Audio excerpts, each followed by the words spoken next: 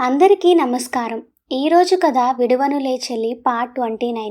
రచించిన వారు నళిని గారు. ఇక కథలోకి వెళ్తే, తనని అంతగా నోటీస్ చేస్తూ తినను అన్నందుకే బాధపడిపోతున్న ఆమెని ఏమనుకోవాలో కూడా అర్థం కాక, శ్రావణి అంటూ తనని పైకి లేపి, ఎందుకిలా అంటూ కిందకి జారడానికి రెడీగా ఉన్న ఆమె కన్నీటిని కంటి దగ్గరే తన చేతి వేళ్లతో ఆపేస్తూ అడిగాడు అభి. దాంతో తన తల దించుకొని చేతులని నలిపేస్తూ, మరి మీరెందుకలా ఉన్నారు అని అడిగింది వెక్కిళ్ల మధ్యన. ఎలా ఉన్నాను? నేను బాగానే ఉన్నానే. లేదు, మీరస్సలు బాలేరు. అది మీరు చెప్పకపోయినా తెలుస్తుంది నాకు అంటూ తల ఎత్తి, పోనీ నా వల్ల ఏదైనా పొరపాటు జరిగిందా చెప్పండి. మీరు వద్దు అన్నారని నేను పిన్నికి కూడా చీరలు కట్టుకునని చెప్పేశాను, మిమ్మల్ని బాధ పెట్టడం ఇష్టం లేక. తను చెప్పిన ఒక్క మాటని అంత సీరియస్గా తీసుకుంటుంది అనుకోని అభి ఆశ్చర్యంగా తనని చూస్తూ, నీ వల్ల నేను బాధపడ్డాను అని నేను చెప్పానా నీకు అంటూ ఆమె పట్ల తనకే తెలియని ఏదో ఫీలింగ్తో మెత్తగా కసిరాడు. మరి ఎందుకు తినను అంటున్నారు? కన్నీళ్లు తుడుచుకుంటూ అమాయకంగా అడిగింది శ్రావణి. ఓహ్, ఇప్పుడు తింటే నువ్విలా ఆలోచించడం బాధపడడం మానేస్తావా చెప్పు. తన బాధని చూడలేని ఆసక్తత అతనిలో. హా అంటూ తల తిప్పింది చిన్న సంతోషంతో. సరే పెట్టు, తింటాను. హా అంటూ తల తిప్పి వెంటనే టేబుల్ మీద ఉన్న ప్లేట్ తీసుకొని వచ్చి అభి చేతికి ఇచ్చింది నవ్వుతూ. దానిని అందుకుంటూ సోఫాలో కూర్చొని అయిష్టంగానే చపాతీ తుంచి నోట్లో పెట్టుకోబోతూ తల ఎత్తి ఆమె వైపు చూస్తూ, నువ్వు తిన్నావా అని అడిగాడు. హా అంటూ తల తిప్పింది. కానీ ఆమె తిని ఉండదు అని ఇన్ని రోజులు ఆమె పరిచయంలో తెలుసుకున్న అతని మనసు గట్టిగా అదే చెప్తుండడంతో తనని పక్కన కూర్చోమని సైగ చేశాడు. పర్లేదు, మీరు తినండి, నేను నిలబడతాను. ఏయ్, నోరు మూసుకొని కూర్చో అంటూ ఆమెని కసిరి తన చేతిని పట్టుకొని తన పక్కగా కొంచెం దూరంగా కూర్చోపెట్టుకున్నాడు. ముందుగా తుంచిన ముక్కని తన నోటి దగ్గర పెట్టగా, నేను తిన్నానండి అంది కంగారుగా. నువ్వు తింటావో లేదో నాకు తెలుసులే కానీ పట్టు అంటూ బలవంతంగా తినిపించాడు ఆమెకి. అతను అలా సౌమ్యంగా తనతో మాట్లాడుతూ ప్రేమగా తినిపిస్తుంటే తన మనసులో పొంగుకు వస్తున్న సంతోషాన్ని ఆపుకుంటూ తడి కన్నులతో అభి వైపే చూస్తూ ఉండిపోయింది శ్రావణి. ఆమె సంతోషం కోసం ఏదో తిన్నానంటే తిన్నాను అనిపించి ఖాళీ ప్లేట్ ఆమె చేతికి ఇచ్చి హ్యాండ్ వాష్ చేసుకుని వచ్చేలోపు హడావుడిగా కిందకి వెళ్ళి అతని కోసం పాలు కలుపుకొని వచ్చింది శ్రావణి. ఏయ్, మళ్ళీ ఏంటిది? మీరు సరిగా తినలేదన్న విషయం నాకు తెలుసు. అంతేనా, లేదంటే మళ్ళీ ఏదైనా నైట్ ప్లాన్స్ చేసిందా మీ పిన్ని అని అడిగాడు అనుమానంగా చూస్తూ ఆమెని. అయ్యయ్యో, నాకేం తెలియదండి, నా మీద ఒట్టు. కేవలం మీరు తినలేదు అని మాత్రమే ఇవి తీసుకువచ్చాను అని చెప్పింది అమాయకమైన తన కళ్ళని ఇంతింత చేసుకొని చెప్తూ. ఆమె మాటల్లో నిజాయితీ తెలుస్తుంటే తన మీద ఉన్న నమ్మకంతో ఆ పాల గ్లాస్ అందుకొని తాగేసి మళ్ళీ తన చేతికి ఇస్తూ, చూడు, ఇంకా ఏమైనా తినాలి తాగాలి అని పట్టుపట్టావనుకో నా చేతిలో చస్తావు.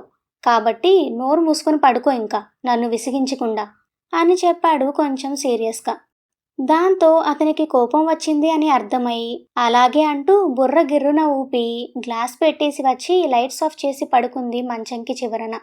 ఆమె కంటే ముందే పడుకున్న అభి తల మీద చెయ్యి పెట్టుకొని కలలాంటి నిజమైన పొద్దున జరిగిన దాని గురించి ఆలోచిస్తూ ఉండిపోయాడు కళ్ళు మూసుకొని. శ్రావణి నుండి తప్పించుకోవడానికి బయటికి వెళ్ళిన అభి సరదాగా ఫ్రెండ్ దగ్గరికి వెళ్ళి ఈవినింగ్ వరకు టైం స్పెండ్ చేసి వద్దామనుకుని బయలుదేరగా దారిలో ఒక హాస్పిటల్ దగ్గర కార్ దిగి లోపలికి వెళ్తూ కనబడింది సంజు. అది చూసి ఒక్క క్షణం షాక్ అయ్యి వెంటనే బ్రేక్ వేసి బైక్ ఆపి తను చూసింది నిజమా కాదా అన్న సందేహంతో తల వెనక్కి తిప్పి చూశాడు ఆమెని దాటుకొని ముందుకు వచ్చేసిన అభి.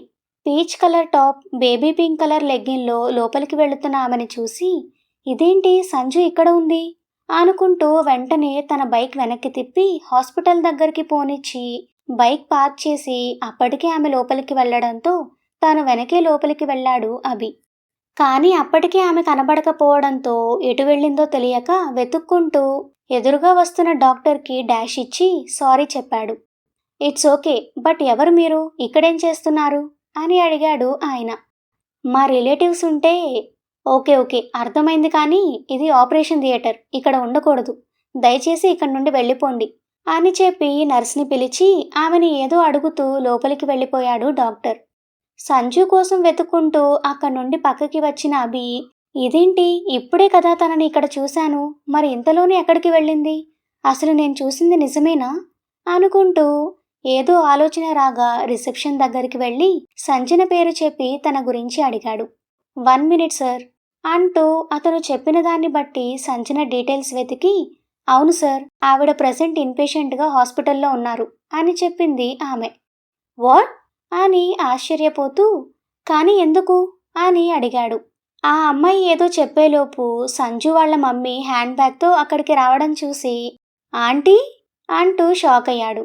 అమెరికాలో ఉండవలసిన వాళ్ళు ఒక్కొక్కరుగా తన ఎదురు పడడంతో షాక్ అవుతూ అసలేం జరుగుతుందో అర్థం కాని పరిస్థితి అతనిది. ఫోన్ చూసుకుంటూ వస్తున్న ఆమె తన ఎదురుగా ఎవరూ వచ్చి నిలబడ్డట్టుగా అనిపించడంతో తల ఎత్తి చూడగా అభి కనపడడంతో నువ్వా అంది కొంచెం సీరియస్ ఫేస్తో. ఎప్పుడూ ఎంతో రెస్పెక్ట్గా మాట్లాడే ఆవిడ ఇప్పుడు ఎందుకు అలా కోపంగా మాట్లాడుతుందో అర్థం కాక, మీరిక్కడ ఉన్నారేంటాంటీ అని అడిగాడు అయోమయంగా అభి. ఉండవలసి వచ్చింది నాయనా, నీ వల్ల. ఆవిడ మాటల్లోని పరుషత్వం తెలుస్తున్నా అసలు అది ఎందుకో అర్థం కాక, ఏమంటున్నారాంటీ, మీరు యుఎస్ వెళ్ళలేదా అని అడిగాడు ఆవిడ కోపాన్ని పట్టించుకోకుండా. ఇంకా అర్థం కాలేదా నీకు అని ఏదో అనబోతుండగా అభి అంటూ అక్కడికి వచ్చాడు ప్రకాష్. అంకుల్, మీరు కూడా ఇక్కడే ఉన్నారా? అంటే నేను చూసింది తప్పు కాదు. మీరు ఇక్కడ ఉన్నారంటే సంజు కూడా ఇక్కడే ఉందన్నమాట. అసలేం జరుగుతుంది అంకుల్ ఇక్కడ, నాకేం అర్థం కావడం లేదు అన్నాడు గజిబిజిగా ఉన్న మనసుతో కన్ఫ్యూజ్ అవుతూ. కూల్ అభి, ముందు పద కూర్చుని మాట్లాడుకుందాం అంటూ అభి భుజం చుట్టూ చేతులు వేసి తీసుకువెళ్తుండగా ప్రకాష్ అంటూ పిలిచింది అనే కంటే అరిచి కళ్ళతో నిప్పులు కురిపించింది సునీత. ఆమె అరుపుకి వెనక్కి తిరిగి కోపంగా చూశాడు ప్రకాష్. అతని చూపుకి ఆవేశం కొంచెం తగ్గించుకొని, మీరేం చేస్తున్నారో తెలుస్తుందా మీకు? Shut up and come with me అని ముందుకి కదిలాడు ప్రకాష్. అసలు ఆవిడ ఎందుకు తన మీద కోపంగా ఉందో, ప్రకాష్ ఎందుకు కూల్గా ఉంటూనే సీరియస్గా మాట్లాడుతున్నాడో అర్థం కాక ఆయనతో కలిసి ఒక రూంలోకి వెళ్ళాడు అభి. భర్త కోపం తెలిసిన సునీత ఇంకేం చేయలేక సైలెంట్గా అతని వెనకే వెళ్ళింది కోపంతో రగిలిపోతూనే. ముందుగా అభిని కూర్చోపెట్టి అతని ఎదురుగా కూర్చున్నాడు ప్రకాష్. అతనికి కొంచెం దూరంలో అసహనంగా మొహం పెట్టుకుంది సునీత. ఆమె బిహేవియర్ని విచిత్రంగా చూస్తూనే, ఏమైంది అంకుల్, అమెరికాలో ఉండవలసిన మీరు ఇక్కడెందుకున్నారు, అసలు ఇక్కడేం జరుగుతుంది అని అడిగాడు కొంత విసుగ్గా. కూల్ అభి, చెప్తాను అంటూ, ఆ రోజు నువ్వు మాకు సెండ్ ఆఫ్ ఇచ్చి వెళ్ళిన తర్వాత ఫ్లైట్లో కూర్చున్న సంజుకి కరెక్ట్గా ఫ్లైట్ టేక్ ఆఫ్ అయ్యే టైంకి సడన్గా స్టమక్ పెయిన్ వచ్చింది. దాంతో ఎమర్జెన్సీ హెల్త్ ఇష్యూ అని సంజుని తీసుకొని మేం ఫ్లైట్ దిగి ఫస్ట్ ఎయిడ్ ట్రీట్మెంట్ తీసుకొని హాస్పిటల్కి వెళ్ళాం.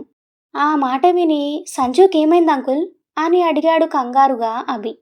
కొత్తగా ఏం అవ్వలేదు అభి, తనకి అప్పటికే ఆ విషయంలో హెల్త్ ఇష్యూ ఉంది. బట్ తను మాకు చెప్పలేదు. మాకే కాదు, ఈ విషయం నీకు కూడా చెప్పలేదు. సంజు అలా ఎందుకు చేసిందో, అసలు అంతలా ఆమెకి ఏం ప్రాబ్లం వచ్చిందో అర్థం కాక, అసలు సంజుకి హెల్త్ ప్రాబ్లం ఏంటంకుల్ అని అడిగాడు. దీర్ఘంగా శ్వాస తీసుకొని వదిలి నిట్టూరుస్తూ, కొన్ని కారణాల వల్ల తనకి యుటేరస్ రిమూవ్ చేయబోతున్నారు అని చెప్పాడు మెల్లగా.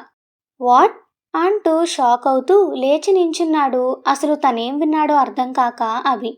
అతని రియాక్షన్ ఊహించిందే కావడంతో ప్రకాష్ కూడా లేచి నిలబడుతూ, అవునభి, నువ్వు విన్నది నిజమే, ప్లీజ్ కొంచెం కంట్రోల్ అవ్వు అన్నాడు భుజం మీద తడుతూ. కానీ అంకుల్, యుటేరస్ తీసేయడం అంటే తనకి ఇంకెప్పటికీ బేబీ పుట్టదు కదా అని అడిగాడు ప్రకాష్ వైపు చూస్తూనే. హా అవును, అందుకే తనకి హెల్త్ ప్రాబ్లం అవుతుంది అని తెలిసినా దానికి ఒప్పుకోలేదు, మనకెవరికీ చెప్పలేదు కూడా. బట్ ఇప్పుడు విషయం చేయి దాటిపోయింది. ఇప్పుడు అది ఉన్నా కూడా తనకి బేబీ పుట్టకపోగా తీసేయకపోతే తన ప్రాణానికి కూడా ప్రాబ్లం అవుతుంది. అందుకే మా బలవంతం మీద తప్పక కన్విన్స్ అయిందభి అని చెప్పడం ఆపేశాడు ప్రకాష్. ఆ మాటలు విని సోఫాలోకి కూలబడి తలలోకి వేళ్లు పోనిచ్చి అలాగే ఉండిపోయి సంజన గురించి ఆలోచించడం మొదలుపెట్టాడు అభి. ఆ రోజు హెవీ బ్లీడింగ్తో ఉన్న ఆమెని తనే హాస్పిటల్కి తీసుకువెళ్లడం గుర్తు వచ్చి, ఇంత బాధని లోపల దాచుకుందా, కానీ ఎందుకు అని మళ్ళీ క్వశ్చన్ పడడంతో, ఆహా సంజు, ఎందుకిలా చేశావు అంటూ గట్టిగా అరిచేశాడు అభి. అతని అరుపుకి సునీత ఉలిక్కిపడి చూడగా, రిలాక్స్ అభి, ఇప్పుడు తనకి ఆపరేషన్ జరుగుతుంది, సో తనకి బాగానే ఉంటుంది అని చెప్పాడు ప్రకాష్. కానీ అంకుల్ అంటూ ఒక్క ఉదుటున పైకి లేచి, తను ఎందుకిలా చేసింది? నాకు ఒకే ఒక్క మాట చెప్పుంటే తను ఇంత సఫర్ అవ్వాల్సిన అవసరం ఉండేది కాదు కదా! అని అడిగాడు ఆవేదనగా. "హ్మ్. అది మన వైపు నుండి మన ఆలోచన అభి. బట్ తను ఏమనుకుందో మనకి తెలీదు కదా!" అన్నాడు ప్రకాష్. ఆ మాటకి భర్త వైపు కోపంగా చూస్తూ, "మీకు మీ కూతురికి పిచ్చి పట్టింది. అందుకే తన ఫ్యూచర్ గురించి వదిలేసి అన్ని తలతిక్కల నిర్ణయాలు తీసుకుంటున్నారు" అంటూ అక్కడి నుండి ఆపరేషన్ థియేటర్ దగ్గరికి వెళ్ళిపోయింది కోపంగా సునీత. ఒకవైపు సంజన గురించి ఆలోచిస్తూ బాధలో ఉన్న అభికి అసలు సునీత దెప్పుళ్ళేంటో అర్థం కాక, అంకుల్, ఆంటీ ఎందుకు అలా మాట్లాడుతున్నారు? ఆవిడ మాటల్లో సంజు గురించి బాధ కంటే నన్ను టార్గెట్ చేయడమే ఎక్కువ తెలుస్తుంది. ఎందుకు? అని అడిగాడు విసుగు, కోపం, చిరాకు, బాధ అన్నీ కలిపిన స్వరంతో అభి. అదేం లేదభి, నువ్వు తన మాటలేం పట్టించుకోకు అన్నాడు తన భుజం మీద చేయి వేసి తడుతూ. లేదంకుల్, నాతో ఎంతో బాగుండే ఆంటీ ఊరికే ఇలా మాట్లాడతారు అని నేను అనుకోను. ప్లీజ్ విషయమేంటో చెప్పండి. దాంతో నిట్టూరుస్తూ అభి భుజం మీద నుండి చేయి తీసి పాకెట్లో పెట్టుకుంటూ, నీకు పెళ్ళైపోయిన విషయం సంజు మాకు చెప్పిన దగ్గర నుండి మీ ఆంటీ అలాగే ఉంది అని అసలు విషయం చాలా స్ట్రైట్గా చెప్పేశాడు ప్రకాష్. అప్పటికి విషయం అర్థమై, అంకుల్ అసలేం జరిగిందంటే అని చెప్పబోతున్న అతన్ని ఆపి, సంజు అన్నీ చెప్పింది. అది కాదంకుల్, నేను తననేం మోసం చేయలేదు. అభి, నువ్వేం టెన్షన్ పడకు. తన నిర్ణయం మీద నాకు నమ్మకముంది. పైగా ఇది మీ లైఫ్. మీ ముగ్గురు కలిసి ఏం చేయాలి అనేది డిస్కస్ చేసుకొని డెసిషన్ తీసుకోండి అని చెప్పాడు విదేశాల సాంప్రదాయానికి అలవాటు పడిన ఆయన వాళ్ళకి స్వేచ్ఛనిస్తూ. తన మీద అంత నమ్మకం పెట్టుకున్న ఆయన్ని చూస్తే అభికి గిల్టీగా అనిపించింది ఆ సమయంలో. ఎందుకంటే శ్రావణి విషయం జరిగింది తెలియక ఆయన తన మీద చాలా నమ్మకం పెట్టుకున్నారు అనిపించి, ఇప్పుడు ఆ విషయం గురించి చెప్పడం మంచిది కాదు అనుకుని, ముందు సంజు ఎందుకు ఆ రోజు అలా చేసిందో తెలుసుకొని ఆ తర్వాత ఈ విషయం గురించి మాట్లాడడం మంచిది అనిపించింది అభికి. ఇంతలో ఓ నర్సు వచ్చి, సార్ ఆపరేషన్ కంప్లీట్ అయింది, పేషెంట్ని రూమ్కి షిఫ్ట్ చేశాం అని చెప్పి అక్కడి నుండి వెళ్ళిపోయింది. దాంతో అభిని తీసుకొని అక్కడి నుండి సంజన రూమ్కి వెళ్ళాడు ప్రకాష్. అప్పటికే స్పృహలేని కూతురి పక్కన కూర్చొని తల నిమురుతూ ఉంది సునీత. ఆ రూంలోకి వచ్చిన డాక్టర్ సంజన హెల్త్ గురించి వాళ్ళకి అన్ని వివరంగా చెప్పాడు. ఆయన చెప్పిందంతా విని తర్వాత, డాక్టర్, ఇంక తన హెల్త్కి ఏం ప్రాబ్లం లేదు కదా అని అడిగాడు అభి. నో, ఇప్పుడు తను పర్ఫెక్ట్లీ ఆల్ రైట్. ఒక 3 days మా అబ్జర్వేషన్లో ఉంచుకొని తర్వాత పంపిస్తాను. ఆ తర్వాత అంతా నార్మలే. ఆయన అలా చెప్పిన తర్వాత గానీ అభి హార్ట్ బీట్ నార్మల్ అవ్వలేదు. దాంతో డాక్టర్ దగ్గర నుండి సంజన దగ్గరికి వెళ్ళాడు. అతన్ని చూసి సునీత అక్కడి నుండి వెళ్ళిపోగా, వెళుతున్న ఆవిడ్ని చూస్తూ కుర్చీలో కూర్చొని సంజు చేయి పట్టుకున్నాడు అభి. తనకి ఒక అరగంట తర్వాత స్పృహ వస్తుంది అని చెప్పి డాక్టర్ వెళ్ళిపోగా, అభినే కోపంగా చూస్తూ దూరంగా సోఫాలో కూర్చున్న భార్య వైపు వెళ్ళాడు ప్రకాష్. తన పక్కన కూర్చుంటూ, ఏంటి సునీత ఇది? ఇలాంటి బిహేవియర్ నేనెప్పుడూ చూడలేదు నీలో. ఒక మనిషితో ఇంత రూడ్గా బిహేవ్ చేస్తారా ఎవరైనా? చెప్పు అన్నాడు ప్రకాష్. వాళ్ళందరి విషయం నాకు తెలియదండి. నా కూతురికి ఏదైనా అన్యాయం జరుగుతుంది అంటే తల్లిగా చూస్తూ ఊరుకోవడమే కాకుండా అన్యాయం చేసిన వాళ్లతో మంచిగా ఉండడం నాకు చేత కాదు. అబ్బా, ఎన్నిసార్లు చెప్పినా నీకు అర్థం కావడం లేదా? లేదంటే అర్థం చేసుకోవాలని నువ్వనుకోవడం లేదా అనేది నాకు అర్థం కావడం లేదు సునీత. అరే, అసలు జరిగిన దానిలో అభి తప్పేం లేదు. తాను ఉన్న పరిస్థితుల్లో పెళ్లి చేసుకోవడమే కరెక్ట్ అని, మన బేబీనే అతన్ని పెళ్లికి ఒప్పించింది అని తనే మనకి క్లియర్గా చెప్పింది కదా. మళ్ళీ నువ్వు అభిని నిందించడంలో ఏమైనా అర్థం ఉందా చెప్పు? అర్థం లేకపోవడం ఏంటండి? అసలైనా తను అలా చెప్పినా కూడా పెళ్లి చేసుకోను అని ఎందుకంత ఖచ్చితంగా నిలబడలేకపోయాడతను? పైగా తనే ఒప్పుకునేలా ఏం చెప్పాడో ఏం చేశాడో మనకి తెలియదు కదా. పోనీ చేసుకుంటే చేసుకున్నాడు, ఇక మన బేబీ జోలికి రావడం ఎందుకు? తనని వదిలేసి తన భార్యతో తను హ్యాపీగా ఉండొచ్చు కదా. సంజుకి ఇక పెళ్లి కాదు అనుకుంటున్నాడా? చిటికెలో నా కూతురికి పెళ్లి చేసి చూపిస్తాను. చిటికెలో నువ్వు పెళ్లి చేస్తావు, కానీ ఆ పెళ్లి చేసుకోవడానికి మన సంజు రెడీగా ఉందా? అభి తనని వదిలిపెట్టలేదు అన్నావు సరే, పోనీ తను వదిలేస్తే మన బేబీ తన్ని వదిలేసే పొజిషన్లో ఉందా? అసలు వదిలేస్తుందా? సమాధానం చెప్పకుండా మౌనంగా ఉండిపోయిన భార్య వైపు చూస్తూ, మాట్లాడవేంటి సునీత? అలా సంజు తనని వదిలేసేలా అయితే అభితో నేనిప్పుడే మాట్లాడతాను, చెప్పు. ఆమె మౌనం చూసి, ప్రతిసారి అవతల వాళ్లదే తప్పు అనుకోవడం, వాళ్ల మీద నెట్టేయడం మానవ నైజం. ఒక్కసారి అన్నీ ఆలోచించుకొని మాట్లాడితే అసలు విషయం మనకే తెలుస్తుంది. కానీ మనుషులం కదా, అందుకే అలా ఆలోచించలేం. నీ కూతురికి సర్ది చెప్పుకోలేని నువ్వు ఇంకొకరు కన్నబిడ్డని మాత్రం తప్పు పడుతున్నావా? ఎంత విచిత్రం! దాంతో ఉక్రోషం తట్టుకోలేక, హా, సంజు నా మాట వినదు, నాకు తెలుసు. అంత మాత్రాన దాని ఫ్యూచర్ పాడు చేసుకుంటాను అంటే చూస్తూ ఊరుకోమంటున్నారా నన్ను? ఊరుకోక ఏం చేస్తావు? అయినా ఫ్యూచర్ పాడవుతుంది అని నువ్వెలా చెప్తావు? వాళ్ళిద్దరూ ఇంకా ఏ డెసిషన్కి రాలేదు. అదే నా భయం కూడా. వాళ్ళు ఒక డెసిషన్ తీసుకోకముందే మీరే ఒకసారి బేబీతో మాట్లాడండి ప్రకాష్ అంటూ భర్త చేయి పట్టుకుంది బాధపడుతూ సునీత. ఆమెలో ఎప్పుడూ లేని ధైర్యం చూసి, ఏంటి సునీ, నువ్వేనా ఇలా మాట్లాడుతుంది? నేను ఒక తల్లినండి. మెల్లగా కళ్ళు తెరిచి నొప్పికి నొసలు చిట్లిస్తూ పక్కకి చూసిన సంజుకి తన చేతిని 2 చేతులతో పట్టుకొని తననే చూస్తూ కనబడ్డాడు అభి. సంజు ఇప్పుడెలా ఉంది అని అడుగుతున్న అతనికి ఆన్సర్ చేయడానికి ఆమె మత్తు పూర్తిగా విడకపోవడంతో బాగున్నాను అని కళ్ళతోనే చెప్పి, మీరేంటి ఇక్కడ అన్నట్టు చూస్తుంది సంజన. అవన్నీ తర్వాత, ముందు రెస్ట్ తీసుకో అంటూనే ఆమె చేతికి ముద్దు పెట్టి, ఎందుకురా ఇలా చేశావు అని అడుగుతాడు సన్నని కన్నీటి పొరతో. తన చేతిని పట్టుకున్న అతని చేతులని మెల్లగా తన పెదవుల దగ్గరికి తెచ్చుకుంటూ లవ్ యూ అని చిన్నగా చెప్పి ముద్దు పెట్టుకుంది ఆమె. ఆ మాటకి సంతోషపడాలో లేదంటే ఆమె చేసిన పనికి శ్రావణికి జరిగిన అన్యాయానికి బాధపడాలో అర్థం కాక, ఇంత లవ్ ఉన్నప్పుడు ఎందుకు బేబీ ఆ రోజు అలా చేశావు? దానివల్ల ఎంత దారుణం జరిగిందో తెలుసా నీకు అని అడిగాడు బాధగా. తెలుసు అన్నట్టు తల చిన్నగా ఊపింది ఆమె. తెలుసా అంటూ షాక్ అయ్యాడు అభి. కొంచెం కొంచెంగా విడుతున్న మత్తుకి అవును తెలుసు అని చెప్పింది. కానీ ఎలా? ఆ డ్రగ్ పవర్ ఏంటో నాకు తెలిసినప్పుడు నిన్ను అలా ఎలా ఒంటరిగా వదిలేస్తానభి అంటే అర్థం కాక అడిగాడు. మీ ఫ్రెండ్ వెంకట్ ఆ రోజు నువ్వు ఇంటికి వెళ్లే వరకు నీ వెనకే ఉన్నాడు. ఆమె చెప్తున్న ఒక్కో మాట వింటుంటే అతని బ్రెయిన్ హీటెక్కిపోతుంది. ఆ ఆశ్చర్యంలో, కానీ అసలు అలా ఎందుకు చేసావు సంజు అని అడిగాడు కోపాన్ని కంట్రోల్ చేసుకుంటూ. ఇక్కడ వరకు వచ్చావు అంటే నీకు విషయం తెలిసే ఉంటుంది కదా అభి అంది తన చేతిలో ఉన్న అతని చేతిని గట్టిగా పట్టుకుంటూ. దానికి దీనికి సంబంధం ఏంటి సంజు? ఎందుకు లేదభి, నాకు పిల్లలు పుట్టరు. అయితే అదేమన్నా ప్రాబ్లమా? పిల్లలు లేకపోతే ఏమైంది, నువ్వున్నావు చాలు కదా అని అడిగాడు బాధగా. చాలదభి, ఎందుకంటే నీకు పిల్లలంటే ఎంత ఇష్టమో నాకు తెలుసు. బయట పిల్లలు కనబడితేనే నీలో చెప్పలేని సంతోషం చేరుతుంది. అలాంటిది నీకెప్పటికీ పిల్లలు పుట్టరు అంటే అది తీసుకోవడం నువ్వు అనుకున్నంత ఈజీగా ఉండదభి. లైఫ్ లాంగ్ ఆ బాధని మనసులో దాచుకుని నువ్వు, నా వల్లే నీకు ఆ సంతోషం లేదనే బాధని నేను, ఇద్దరం ఒకరికి తెలియకుండా ఒకరం మోస్తూ బ్రతకాలి. అలా అని ఇప్పుడు నువ్వు చేసిన పనికి శ్రావణి లైఫ్ అన్యాయం అయిపోయిందిరా. దీనికంటే ఆ బాధే బాగుండేది కదా అన్నాడు బాధగా. అన్యాయం ఎలా అవుతుందభి? తనని పెళ్లి చేసుకుని వదిలేస్తే అన్యాయం అవుతుంది, కానీ నువ్వు అలా చేయవు కదా. అంటే ఏంటి సంజు నువ్వనేది? నేను శ్రావణి కలిసుండాలనా? అవును. సంజు, ఇప్పుడు వదిలేస్తాను అనే అవకాశం కూడా లేదభి నీకు. ఎందుకు లేదు? ఖచ్చితంగా ఉంది.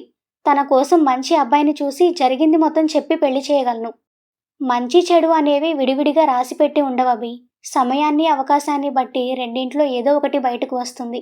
ఇంత జరిగిన తర్వాత నువ్వు తనని వేరే వాళ్ళకి ఇచ్చి పెళ్లి చేస్తే వాడు కొత్త మోజులో ముందు అన్నిటికీ సరే అన్నా తర్వాత కూడా అలాగే ఉంటాడు అని గ్యారెంటీ ఏంటభి? కానీ సంజు, నేను తనని నా భార్యగా చూడలేనురా. అసలు అలా ఊహించలేను కూడా. జరిగిన తప్పుకి తనతో కొంచెం క్లోజ్గా మాట్లాడుతున్నాను కానీ తనని నా భార్యగా అని ఇక చెప్పలేక ఆగిపోయాడు. చూడాలభి, ఎందుకంటే నువ్వు ఒప్పుకున్నా ఒప్పుకోకపోయినా తను నీ భార్య. ముందు ముందు నీకు పుట్టబోయే పిల్లలకి తల్లి కూడా అవుతుంది. అలాంటి తనని నువ్వు నెగ్లెక్ట్ చేయడం తన జీవితానికి మంచిది కాదు. భర్త పక్కన ఉంటేనే సేఫ్టీ లేని సొసైటీలో నీకు తనకి మధ్యన ఉన్న రిలేషన్ ఇలా అని బయటపడితే ప్రతి ఒక్కరికి తన చులకనవుతుంది. నేను ఏం చెప్తున్నానో నీకు అర్థమవుతుందా? కానీ బేబీ, నేను నిన్ను మనసులో పెట్టుకొని తనతో ఎలా కలిసి ఉంటాను? అసలు ఇంత ప్రేమించిన నన్ను వదిలేసి నువ్వెలా దూరంగా ఉంటావు? హలో, నేను నీకు దూరంగా ఉండడం ఏంటి? నేను అలా ఉంటాను అని నీకెవరు చెప్పారు అని అడిగింది సీరియస్గా. అంటే ఈసారి అసలు అర్థం కాక అయోమయంగా అడిగాడు. తాను ఊహించని సమాధానం వస్తుంది అని అనుకోని అభి, మనమిద్దరం పెళ్లి చేసుకుందాం అభి. వాట్? ఏం మాట్లాడుతున్నావు సంచు? ఊహించని గట్టి షాక్లో ఇంకా కొంచెం గట్టిగా అరిచాడు సీరియస్గా అభి. అతని అరుపుకి అప్పటి వరకు వాళ్ళ డిస్కషన్లో ఉన్న సునీత వాళ్ళు తల తిప్పి వాళ్ళ వైపు చూడగా, ఎందుకు అభి అలా అరుస్తున్నావు? ఏంటి సంజు, ఆటలుగా ఉందా? అస్సలు లేదు. మరి ఏం మాట్లాడుతున్నావో తెలుస్తుందా నీకు? తెలుసు. అయినా ఎందుకు అంత షాక్ అవుతున్నావు? ఏ 2 పెళ్ళిళ్ళు చేసుకోవడం తప్పా? తప్పు కాదా? అందరికీ తప్పేమో, బట్ నాకు కాదు. పిచ్చిగా మాట్లాడుకు సంజు. నా జీవితంలో ఎవరైనా ఒకరే ఉంటారు. అలా జరగడానికి కాదు నేనింత చేసింది. ఎందుకు చేశావిదంతా? నేనడిగానా నిన్ను చేయమని? ఇప్పుడు నువ్వు చేసిన పనికి మన ముగ్గురి జీవితాల్లో క్వశ్చన్ మార్క్ పడింది. పోనీ అది తెలియక జరిగిపోయింది అనుకున్నా ఇప్పుడు తెలిసి తెలిసి తప్పు చేయలేను. అంటే నన్ను వదిలేస్తావా అని నేను చెప్పడం లేదు. నా లైఫ్లో మాత్రం ఒక్కరే భార్యగా ఉంటారు. అది ఎవరు అనేది నువ్వే డిసైడ్ చేసుకో. దానికంటే ముందు నీ బ్రెయిన్కి కూడా ట్రీట్మెంట్ చేయించుకొని రెస్ట్ తీసుకో అని చెప్పి కూతురితో మాట్లాడడానికి వచ్చిన ప్రకాష్ వాళ్ళని చూసి, నేను వెళ్తున్నాను అంకుల్, ఏదైనా అవసరం ఉంటే కాల్ చేయండి అంటూ అక్కడి నుండి వెళ్ళిపోబోతుండగా, అభి నేను చెప్పింది జరగకపోతే నేను ఊరుకోను. నేను చాలా మొండిదాన్ని అని కచ్చిగా అరిచి కుట్లు నొప్పి పుట్టడంతో అమ్మా అని అరిచింది. దాంతో వెళుతున్నవాడు కంగారుగా వెనక్కి వచ్చి, సంజు ఏమైందని కంగారుగా వెనక్కి వచ్చిన అభి షర్ట్ పట్టుకొని ముందుకి లాగి చీ కిస్ ఇచ్చి, I love you so much అని చెప్పి, నువ్వు నన్ను పెళ్లి చేసుకోకపోతే నిన్ను వదిలిపెట్టను. జరిగిన దానికి ఏదో నువ్వు తప్పు చేశావు అనే గిల్టీ ఫీలింగ్లో అలా అంటున్నావు, కానీ నిజానికి నేను చేసిందంతా నీకోసమే అని నీకు తెలీదా చెప్పు? ఇక శ్రావణి విషయానికి వస్తే, తనలాంటి అమాయకురాలు బయటకు వెళితే బ్రతకలేదు అని నువ్వే మంచి వాళ్ళని చూసి పెళ్లి చేయాలని చెప్పావు. అంటే నీ దగ్గర సేఫ్గా ఉందనే కదా బయటకు పంపించడానికి భయపడుతున్నావు. మరి అలాంటప్పుడు తనని ఎందుకు బయటకు పంపించాలి? అందరూ మనలా మంచివాళ్ళు ఉండరు కదా. అందుకే తనని నీ ఫస్ట్ వైఫ్గానే ఉండనివ్వు. నన్ను పెళ్లి చేసుకుని సెకండ్ వైఫ్ని చేసుకో. సింపుల్. అప్పుడు ముగ్గురం కలిసి సంతోషంగా ఉండొచ్చు. కూతురి మాటలకి నోటి మీద చేయి వేసుకుంది సునీత. ప్రకాష్ అయితే కొంచెం ఇబ్బందిగా పక్కకి తిరిగి నించున్నాడు. తను చెప్పిందంతా విని తన ప్రవర్తనకి విసుగు పుట్టి, సంజు ఆర్ యు మ్యాడ్ అంటూ ఆమె దగ్గర నుండి తన షర్ట్ వదిలించుకున్నాడు. దీనిలో నువ్వంత కోపడ్డానికి ఏముందబ్బి? మంచి కూడా ఏం లేదు సంజు. అయినా శ్రావణి ఏమైనా నీ ఆటబొమ్మ అనుకుంటున్నావా? నువ్వు చెప్పినట్టు నీకు నచ్చినట్టు ఆడటానికి? అసలు తన గురించి పూర్తిగా నీకు చెప్పి తప్పు చేశానని నాకిప్పుడు అర్థమైంది. తనకెవరూ లేరన్న ధైర్యంతోనే కదా నువ్విలా డర్టీ ఆలోచనలు చేస్తున్నావు. చూడు సంజు, శ్రావణి ఇప్పటికే మన వల్ల చాలా సఫర్ అయింది. ఇక అలా జరగడానికి వీల్లేదు. తను ఇక ఇప్పటి నుండైనా హ్యాపీగా ఉండాలి. ఇంతవరకు తను అనుభవించిన బాధలు చాలు. ఇంకైనా తన కోసం, తన సంతోషం కోసం బ్రతికేలా మంచివాణ్ణి చూసి నేను తనకి పెళ్లి చేస్తాను. అప్పుడే మన పెళ్లి గురించి ఆలోచిస్తాను. అప్పటి వరకు ఎంత వీలైతే అంత నీకు దూరంగా కూడా ఉంటాను అంటూ వెళుతున్న అతన్ని చూసి, నువ్వు తనకి పెళ్ళెలా చేస్తావో నేను కూడా చూస్తానభి అనుకుంది మనసులో సంజు. ఏంటి బేబీ ఇది? నీకేమైనా పిచ్చి పట్టిందా? పెళ్ళైన వాడి కోసం ఏంటి నీ పట్టుదల అంటున్న సునీత గారి మాటలు వింటూనే అక్కడి నుండి వెళ్ళిపోయాడు అభి. మమ్మీ, తనకి పెళ్ళైనా పిల్లలకి ఫాదర్ అయినా కూడా తనంటే నాకు ఇష్టం, ప్రేమ, పిచ్చి. తను లేని లైఫ్ నేను ఊహించుకోలేను. కాబట్టి ఇంకోసారి ఇలా మాట్లాడకు అంది కోపంగా. అభి కోసం కూతురు అంతలా వెర్రెత్తిపోవడం చూసి ఆశ్చర్యపోవడం సునీతవంతైతే, తన మొండితనం తెలిసిన ప్రకాష్ భార్య భుజం మీద చేయి వేసి సైలెంట్గా ఉండమని సైగ చేసి చెప్పి, బేబీ అంటూ తన పక్కన కూర్చొని, ఇప్పుడు నీ హెల్త్ ఎలా ఉంది అని అడిగాడు ప్రేమగా తల నిమురుతూ. స్టిచ్ కొంచెం పెయిన్ తప్ప అంతా ఓకే డాడీ అని చెప్పింది రాణి నవ్వుతూ సంజు. సరే, రెస్ట్ తీసుకో నాన్న అంటూ తనకి దుప్పటి సరిగా కప్పి భార్యని తీసుకుని బయటకు వెళ్ళిపోయాడు ప్రకాష్. ఏంటండి ఇది? బేబీ మాట్లాడేది వింటే మీకేం అనిపించడం లేదా? తను చెప్పినట్టు చేస్తే తన ఫ్యూచర్ పాడవుతుంది ప్రకాష్ అంది బాధగా. చిన్నగా తల ఊపుతూ భార్య భుజం మీద చేయి వేసి ధైర్యంగా ఉండమని తడుతూ ఆలోచనలో పడ్డాడు అతను. కూతురు అలా, తండ్రి ఇలా కావడంతో ఏం చేయాలో అర్థం కాక పిచ్చి పట్టినట్టు అవుతుంది సునీతకి. జరిగిందంతా గుర్తు చేసుకున్న అభికి మనసంతా చిరాకుగా అనిపించింది. అసలు 2 పెళ్లిళ్ళు అన్న మాట కూడా మనసుకి అదోలా ఉండగా చిరాకు కాస్త తీవ్ర అశాంతిగా మారడంతో విసుగ్గా పక్కకి తిరిగి పడుకున్నాడు. అభి కదలడంతో కలత నిద్రలో అటు తిరిగి పడుకొని ఉన్న శ్రావణి డిస్టర్బ్ అయ్యి తను కూడా అభి వైపు తిరిగి తల కింద చేయి పెట్టుకొని ముడుచుకొని పడుకుంది. ప్రశాంతంగా ఉన్న ఆమె మొహం చూసి అప్పటి వరకు అభిలో ఉన్న చిరాకు పోగా మెల్లగా ముఖం మీద పడుతూ కదులుతున్న ఆమె హెయిర్ని చూసి నవ్వుతూ తను డిస్టర్బ్ అవ్వకుండా దాన్ని తీసి చెవి వెనక పెడుతూ, ఇంత ఇన్నోసెంట్గా కూడా ఉంటారా ఆడపిల్లలు అనుకుంటూ తననే చూస్తూ ఉండగా, అదే ఆడపిల్లల్లో సంచన డిఫరెంట్ అనుకొని, మంచితనంతో మొండిగా ఉండే క్యారెక్టర్ సంచనది అయితే, అమాయకత్వంతో కలగలిపిన మంచితనం శ్రావణిది. ఇంకొకరిని బాధపెట్టైనా తనకి కావాల్సింది సాధించుకునే టైప్ సంజన కాగా, తను బాధపడినా కూడా అవతలి వారిని సంతోషపెట్టే పిచ్చితనం శ్రావణిది. అలా వాళ్ళిద్దరి గురించి కొంచెం లోతుగా ఆలోచించగా, సంజనకి శ్రావణికి మధ్య ఉన్న వ్యత్యాసం అర్థమైంది అతనికి. దాంతో మళ్ళీ మనసంతా చిరాకుతో నిండిపోగా, ఏ మనిషి గురించైనా ఎక్కువ లోతుగా ఆలోచిస్తే చివరికి వాళ్ళ మీద విరక్తే కలుగుతుంది అన్న నిజం అనుభవం మీద అర్థమై, కళ్ళు మూసుకొని నిద్రకి ఉపక్రమించాడు అభి. రాత్రి సరిగా నిద్ర పట్టక అరకొర నిద్రతోనే లేచి వచ్చి శ్రావణి కాఫీ అని పిలిచి నొప్పితో పగిలిపోయేలా ఉన్న తలని వెనక్కి వాల్చి కళ్ళు మూసుకున్నాడు. ఇంతలో తన తలని ఎవరో నొక్కడంతో కళ్ళు తెరిచిన అతనికి ఎదురుగా తండ్రి కనబడ్డంతో, డాడీ మీరెందుకు నా తల పడుతున్నారు అంటూ ఆయన చెయ్యి పట్టుకొని ఆపుతూ సరిగా లేచి కూర్చున్నాడు అభి. ఏ నేను నీ తల పట్టకూడదా?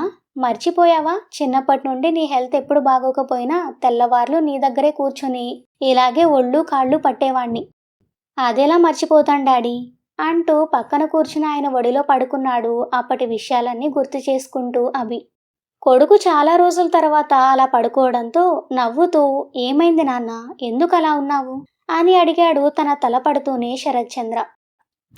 ఏం లేదు డాడీ అంటూనే కాఫీ తీసుకుని వస్తున్న శ్రావణిని చూసి లేచి కూర్చున్నాడు అభి.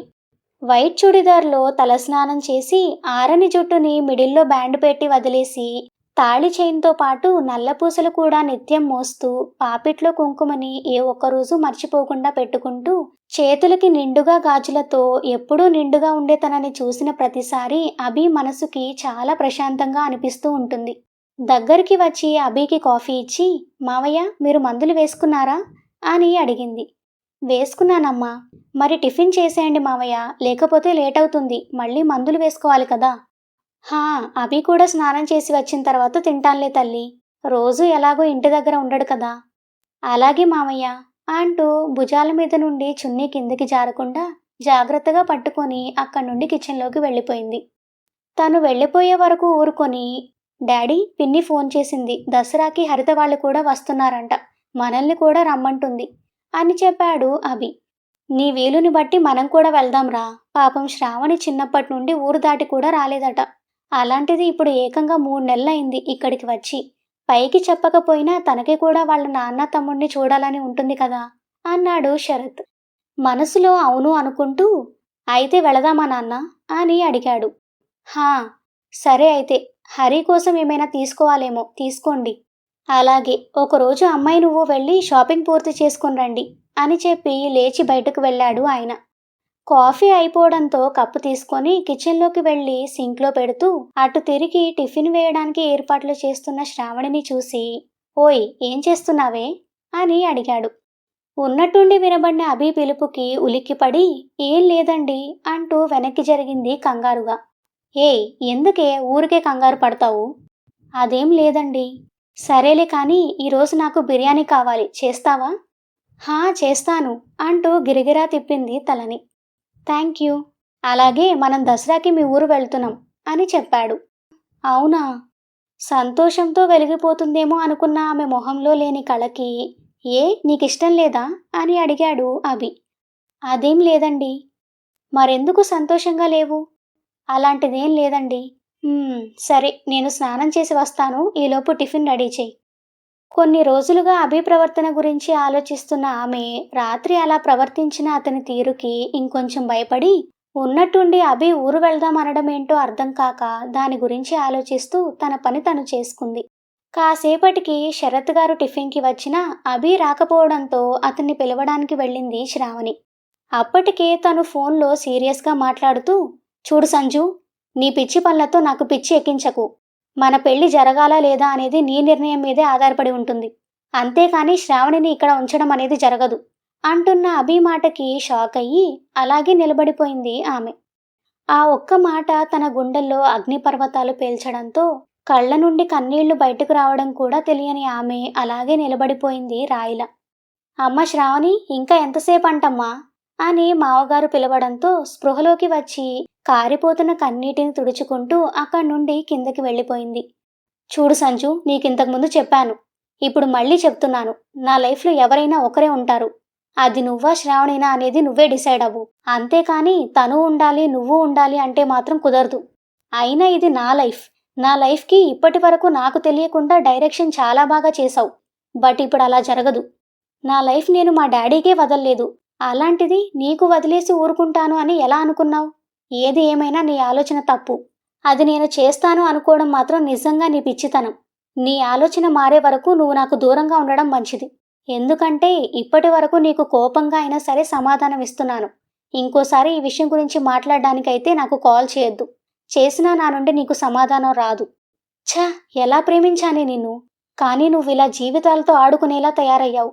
మనసులో ఎంత ప్రేమ ఉన్నా నువ్వు చెప్తున్న మాటలకి నువ్వంటేనే అసహ్యం వేస్తుంది అని చెప్పి కాల్ కట్ చేసి ఫోన్ని కోపంగా బెడ్ మీదకి విసిరేసి తల పట్టుకొని కూర్చున్నాడు అభి.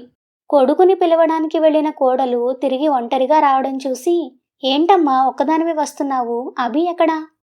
అభి మాటల గురించి ఆలోచిస్తూ వస్తున్న ఆమె మావగారి మాటలకి ఆయన ఫోన్ అని చెప్పబోయి ఆగిపోయి, మళ్ళీ ఫోన్లో మాట్లాడుతున్నారు మావయ్య అని చిన్నగా చెప్పి అక్కడి నుండి కిచెన్లోకి వెళ్ళిపోయింది. తన వెనకే కిందకి వచ్చిన అభి, డాడీ మీరు తినేయచ్చు కదా, నా కోసం ఆగడం ఎందుకు అంటూ వాళ్ళ డాడీ పక్కన కూర్చున్నాడు. అందరం కలిసి తిని చాలా రోజులైంది కదా అభి అని అమ్మ శ్రావణి అని పిలిచిన మావగారి పిలుపుకి కిచెన్లోకి వెళ్ళి అభి మాటల్ని పదే పదే గుర్తు చేసుకుంటూ గుండె పగిలేలా ఏడుస్తున్న శ్రావణి వెంటనే సింక్ ట్యాప్ ఆన్ చేసి నీళ్లతో మొహం కడుక్కొని మొహం మీద తడి లేకుండా చున్నీతో తుడుచుకుంటూ ఆ మావయ్య అంటూ వెనక్కి తిరిగేసరికి ఎదురుగా ఉన్న అభి కనబడటంతో ఒక క్షణం నీలుకుపోయింది అతని చూపులకి. స్టోరీ ఇంకా కొనసాగుతుంది. నెక్స్ట్ ఎపిసోడ్ కోసం మా ఛానల్ను సబ్స్క్రైబ్ చేసుకోండి. అలాగే స్టోరీ మీకు నచ్చినట్లయితే వీడియోని లైక్ చేసి కామెంట్ చేయండి. Thank you for listening.